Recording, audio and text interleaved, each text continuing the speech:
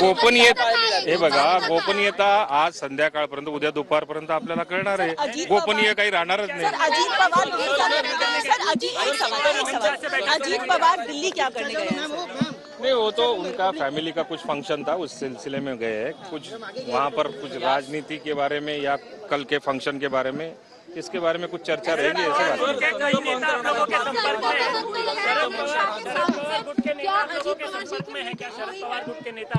नहीं, वो तो अभी कुछ दिन जाने दो, 1-2 महीने जाने दो.